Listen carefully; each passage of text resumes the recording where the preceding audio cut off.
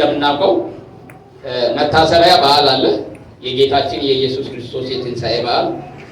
የትንሣኤ በዓል ሰሞኑን ስለ ኢየሱስ ክርስቶስ እያከበረን የቆየናቸው በዓሎች ማጠቃለያ ነው። የትንሣኤ በዓል ስቅለቱንም ጨምሮ ማለት ነው እያከበረን ያለነው እና ክብር ለእግዚአብሔር ይሁን።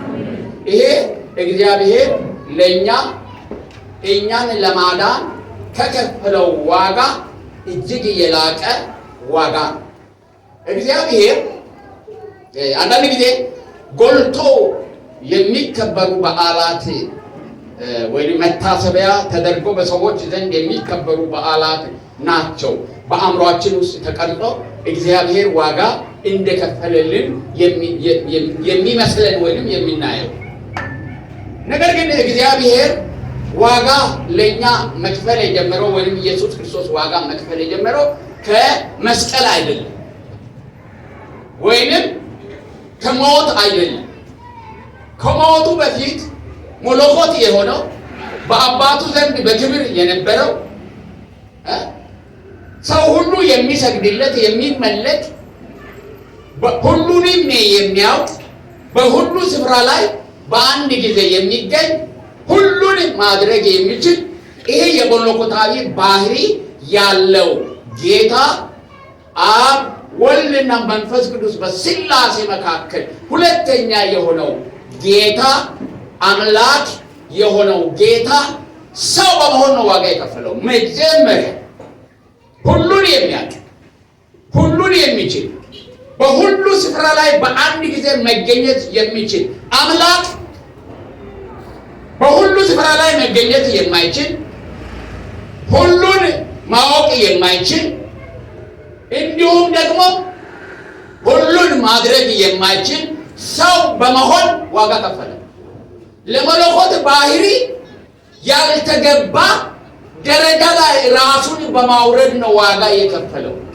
ኢየሱስ ክርስቶስ ሰው ከሆነ በኋላ ለሰው ሁሉ አንድ ጊዜ ሞት ስለተወሰነ ኢየሱስ ክርስቶስ ጻድቅ ሆኖ ለኛ ኃጢአት መሞቱ ሰው ከሆነ በኋላ የሚያስደንቅ አይደለም።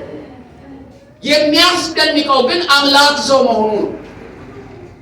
በሁሉ ስፍራ ላይ የሚገኝ ጌታ በሰው ሰውነት መወሰኑ ነው። ኢየሱስ ክርስቶስ እንደነና እንደናንተ የሰው ዕውቀት፣ የሰው አእምሮ፣ የሰው ነፍስ ነበረው። በምድር ላይ በነበረበት ጊዜ የሰው መንፈስ ነበረው። ሲያድግ ራሱ በእውቀትና በመንፈስ በጥበብ ያድግ ነበር እንደ ሰው። ምክንያቱም ሰውን መወከል ስለነበረበት ፍጹም ሰው መሆን ነበረበት። አንዳንድ ጊዜ መለኮት ስጋ ለበሰ ይላሉ ሰው። ስጋ አይደለም የለበሰው። ኢየሱስ ክርስቶስ ስጋ ሳይሆን የለበሰው ሰው ነው የሆነው። ስጋ ነው የሆነው። ስጋ በለብስ ኖሮ የመለኮትነት ክብሩ አብሮት በሆነ ነበር። ነገር ግን የመለኮትነት ክብሩን ትቶ መለኮትነቱን አይደለም የመለኮትነት ክብር መለኮትነት ያስገኘለትን ክብሩን ትቶ ነው የተዋረደው።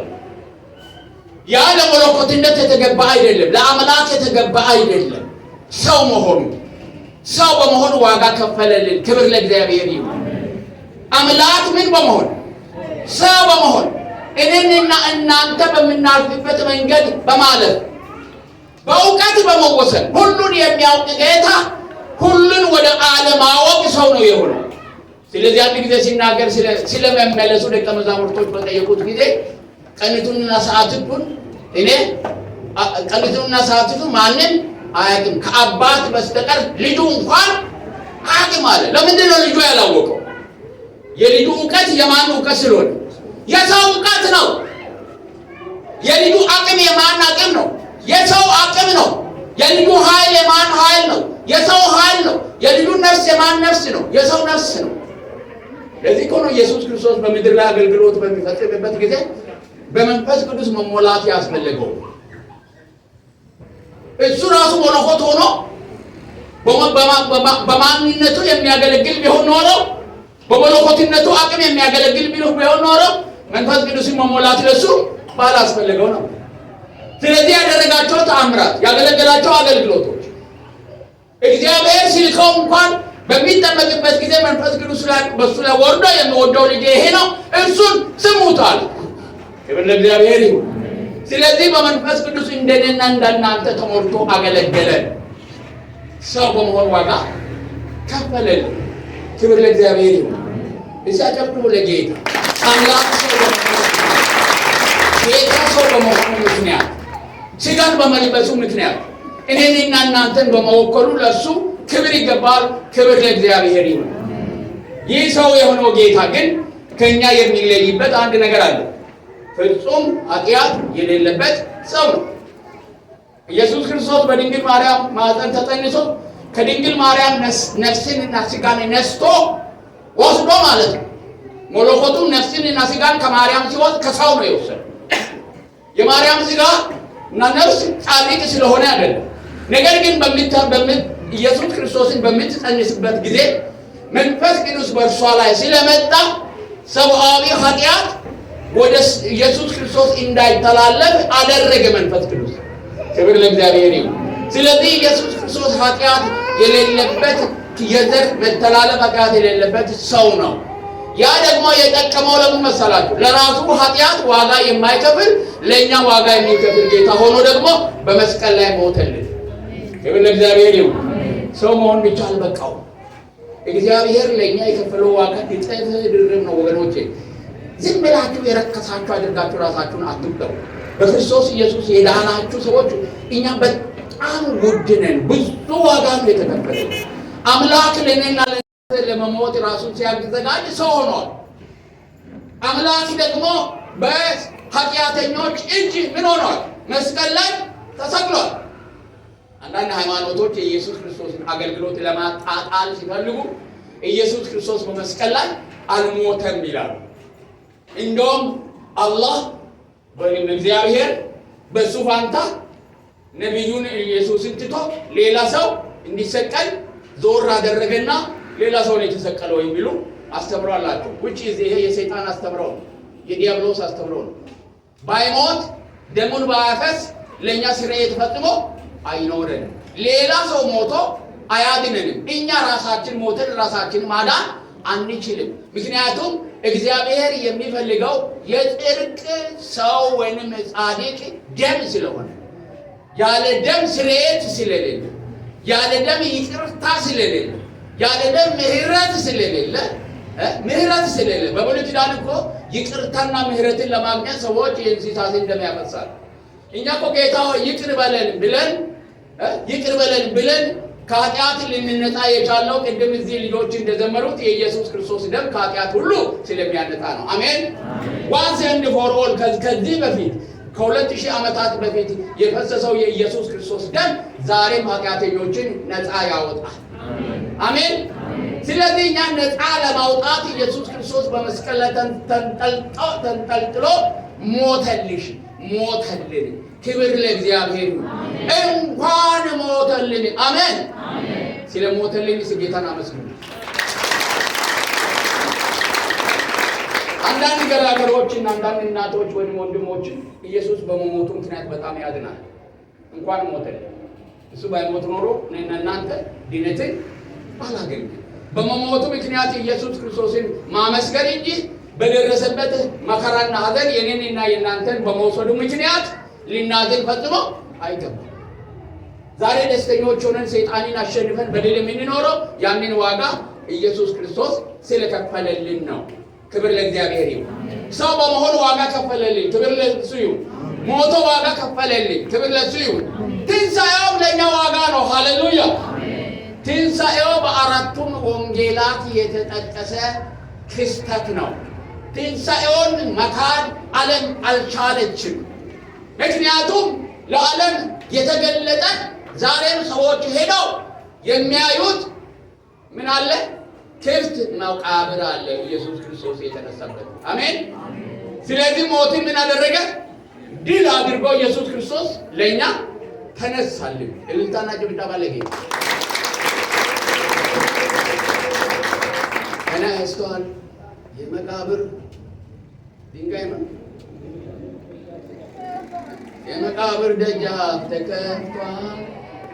አውጀሩ ተንከባሏል።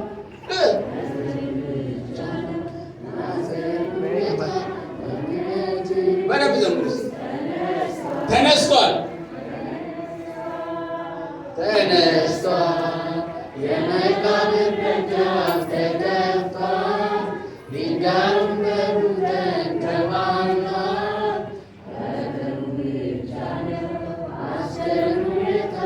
እውነት ኢየሱስ ተነስቷል። የሌሊታና ይብደባለ ጌታ ምን ሆኗል? እዚህ ተነስቷል። ጌታ ተነስቷል። ክብር ለእግዚአብሔር ይሁን። ምንድን ነው ታዲያ ፋይዳው? የኢየሱስ ክርስቶስ ትንሣኤ ፋይዳው ምንድን ነው? ለእኛ ምንድን ነው ጥቅሙ? ያስነሳው እግዚአብሔር ነው ልጁን ኢየሱስ ክርስቶስን። በተለይ እንዲህ ይላል፣ እግዚአብሔር አብ ኢየሱስ ክርስቶስን ከሙታን አስነስቶታል። እግዚአብሔር የሞትን ጣር አጥፍቶ አስነሳው። ጳውሎስም እግዚአብሔር ጌታን አስነሳው ይላል ሐዋርያ ሥራ ምዕራፍ 2:24 ላይ። ኢየሱስ ክርስቶስ ራሱ ስለ ነፍሱ ሲናገር እኔ በፈቃዴ አኖራታለሁ እንጂ እኔ ማንም አይወስደባትም። ላኖራ ስልጣን አለኝ፣ ደግሞም ላነሳት አለኝ። ይህች ትእዛዝ ከአባቴ ተቀብያለሁ በማለት በሞቱና በስልጣኑ ላይ ስልጣን እንዳለው ተናግረዋል። አብ ስልጣን ነበረው፣ ኢየሱስ ክርስቶስ ራሱ ደግሞ ስልጣን አለው። ሌላው ደግሞ መንፈስ ቅዱስ በኢየሱስ ክርስቶስ ሞትና ትንሣኤ ተሳትፎ ነበረው። መንፈስ ግን ከሙታን ማስነሳት የተነሳ በኃይል እግዚአብሔር ልጅ ሆኖ ይላል ሮሜ ላይ። ከነዚህ ሐሳቦች በኢየሱስ ክርስቶስ ትንሣኤ አብ ወልድና መንፈስ ቅዱስ አሉበት። ክብር ለእግዚአብሔር ይሁን። ስለዚህ ትንሣኤ የማን ስራ ነው? የሥላሴ ስራ ነው። እግዚአብሔር አብ፣ እግዚአብሔር ወልድና እግዚአብሔር መንፈስ ቅዱስ ኢየሱስ ክርስቶስን ከሙታን በማስነሳቱ ውስጥ ምን አላቸው? ትንሣኤ በማስነሳቱ ድርሻ አላቸው። ግን የኢየሱስ ክርስቶስ ትንሣኤ ለምእመናን በርካታ ጥቅሞችን የሰጠው፣ ይህንን ብቻ በደንብ ነግሬያችሁ አበቃለሁ። አንደኛው አዲስ ልደትን አረጋግጦልናል። የኢየሱስ ክርስቶስ ትንሣኤ ለእኛ ምን አረጋግጧል? አዲስ ልደት፣ ዳግም የተወለድን አዲስ ልደት ያለን ሰዎች ነን። እኛ ሁለት ልደት አለ። እግዚአብሔር የተመሰገነ ይሁን። አንዳንዶቻችን የተወለድንበትን ቀን አናውቅም፣ ግን ሁለተኛ የተወለድንበትን ቀን እናውቃለን። ክብር ለእግዚአብሔር ይሁን። እኔ የተወለድኩበትን ቀን ዓመተ ምሕረቱን አውቃለሁ። ብነግራችሁ በጣም ራሳችሁን ስለምትይዙ ብዙ ዓመት ስለሆነ አልነግራችሁም። ግን በጌታ የተወለድኩባትን ቀን አውቃለሁ። ክብር ለእግዚአብሔር ይሁን።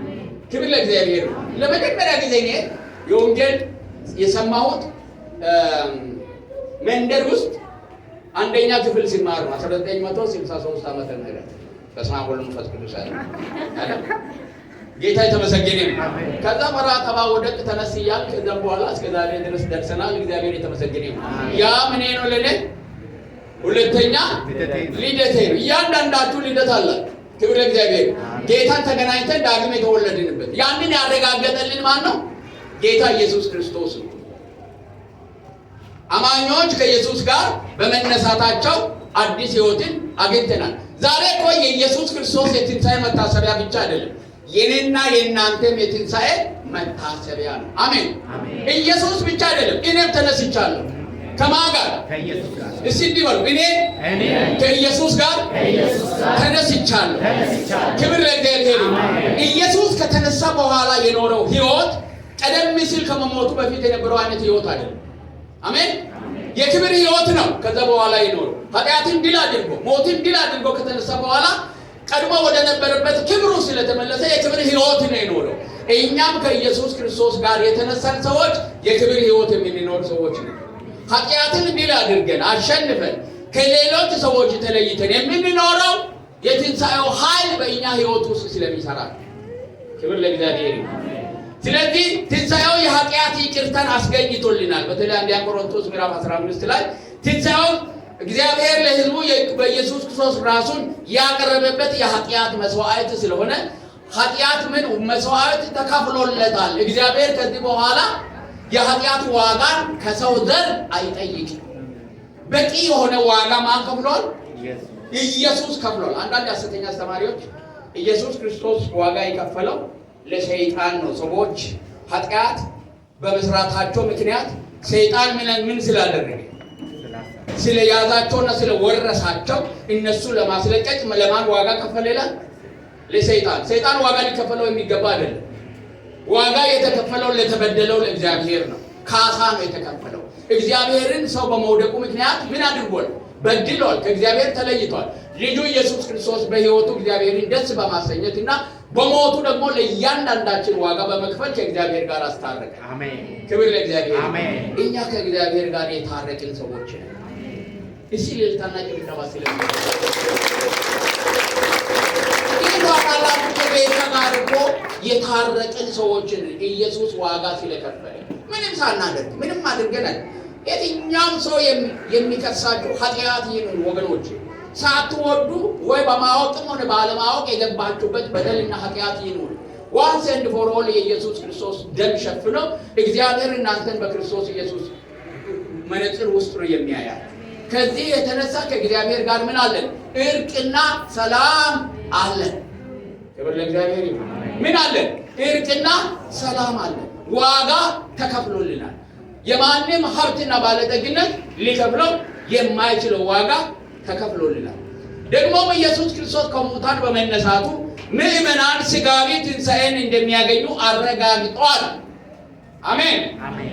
አንድ ቀን ኢየሱስ ሲመጣ ሁላችንም ከኢየሱስ ክርስቶስ ጋር ከሙታን ተነስተን እሱን እንገናኘዋለን። እርግጠኞች ነን። ለምን? የእኛ በኩራት ሆኖ የእኛ ትንሣኤ ማሳያ ሆኖ ኢየሱስ ክርስቶስ ተነስቷል። አሜን። ለዚህ ነው እኮ ወንድሞቻችን በሥጋ ከእኛ ሲለዩ እኛ ክርስቲያኖች ምርር ብለን አናዝንም። ለምን? አንድ ቀን ተነስተን ጌታችንን ከበን አብረን እንዘምራለን። ሃሌሉያ ሃሌሉያ። ኢየሱስ በመነሳቱ ምክንያት ተከታዮቹም አንድ ቀን ምን ይሆናሉ? ይነሳሉ። ትንሣኤ አለ። ለኢየሱስ ክርስቶስ ብቻ አይደለም። የአዲስ ኪዳን ምዕመናን በጌታ በኢየሱስ ክርስቶስ ዘመን ማርታና ማርያም ወንድማቸው በሞተ ጊዜ ኢየሱስ ክርስቶስ ያስተማረውን ትምህርት በዛ ስፍራ ላይ ስትናገር እንመለከታለን። ምን ብላ? በትንሣኤው ቀን ይነሳል። አሁን ግን ምን አድርግ ተዋለችው። ትንሣኤን ታምናለች ማለት ነው። ስለዚህ እኛም ትንሣኤውን የምናምነው ኢየሱስ ክርስቶስ በመነሳቱ ምክንያት ነው። ክብር ለእግዚአብሔር ይሁን። የኢየሱስ ክርስቶስ ትንሣኤ ለመላው ዓለም መታደስን አስገኝቷል። መታደስን ክብር ለእግዚአብሔር ይሁን። ስለዚህ እነዚህን ጥቅሞች ያስገኘልንን ክንዋኔ ነው የምናስበው። እንደ ሌሎች ሰዎች እኮ ቀን አይደለም እናስበው። ይሄ የምናስበው ደግሞ ሁል ጊዜም መሆን መቻል አለበት። የኢየሱስ ክርስቶስ ትንሣኤ ከእኛ ጋር መኖር አለበት። ሕይወታችንን የትንሣኤና የድል ሕይወት መሆን አለበት። ይህንን ደግሞ ጠብቀን እንድንኖር እግዚአብሔር ይርዳል። ክብር ለእግዚአብሔር ይሁን። ዛሬ እዚህ ባቆም እመርጣለሁ። ሌሎችን ፕሮግራሞች ስላሉ አስር ነው።